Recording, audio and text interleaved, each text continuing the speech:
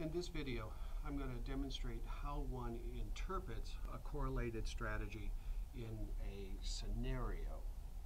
So, to set the context, imagine that the labor and the management at a small company are negotiating a new labor agreement. There are three issues at stake in this particular negotiation. Wages. The labor wants a 3% raise, the management wants to give a 0% raise. Benefits, the labor wants the status quo, the management wants employees to pay half of the premium on their health insurance. Job security, the laborers want full job security for everybody. The management wants to be able to lay off up to 600 people over the period of the agreement. There are lots of different types of outcomes that can happen in this particular scenario as the two groups negotiate. I'm going to highlight two of them and associate some numbers with them. So in the first outcome, we have labor not winning anything in the negotiation, so that the management wins both on the wages, the benefits, and the job security issues.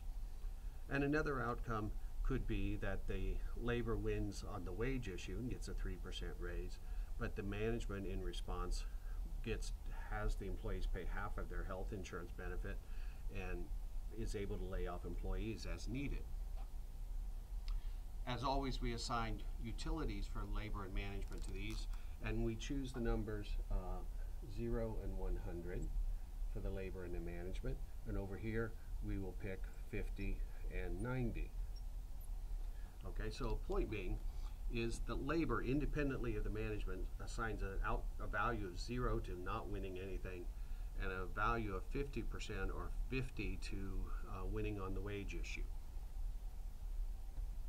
Correspondingly, 190 represent the utilities to the management of these various outcomes.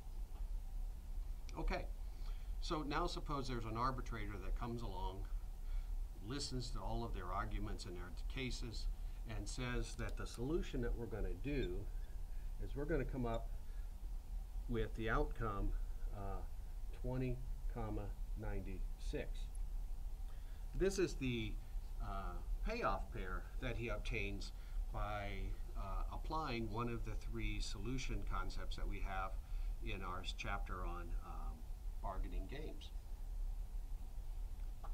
The question for this video is, how do we interpret this in terms of wages, benefits, and salaries?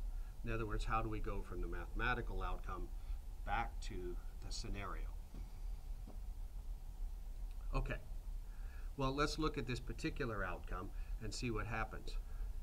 What we see first off is that the benefits and the salary issues are both won by the management no matter what on either outcome, and so benefits and salaries are both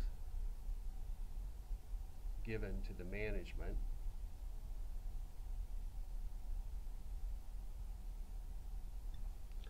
And now in one case there's no raise, and in the other case there's a 3% raise, but somewhere this needs to be interpreted in terms of the fact that we're at neither the 0 or the 50 or the, we're not at those 2 points. So we need to interpret what does this mean. Well, it turns out that we're lucky that the outcome 2096 is on the line segment that connects 0, 100 and 50, 90. 50, 90, it's up here at the point roughly right here, 20, 96. And so what we can do is calculate this distance as a percentage of the entire distance, okay? And that allows us some sort of margin. Okay, so what we find is that this outcome can be obtained by the correlated strategy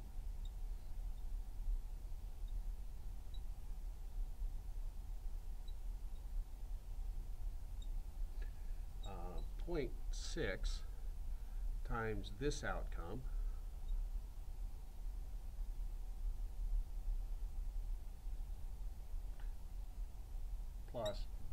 0.4 times the other outcome. And again, we see that if we're calculating this, both the benefits and the salaries go to the management.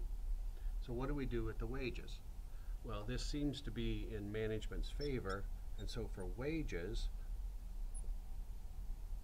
we take 0.6 of a 0% raise plus 0.4 times a 3% raise, and this gives us a 1.2% raise. So one way to interpret this 2096 and this balance between what the raise should be is that on that issue we incline to give some raise but not a complete raise. And this is one way that one might interpret a correlated strategy in terms of a scenario. Have a good day.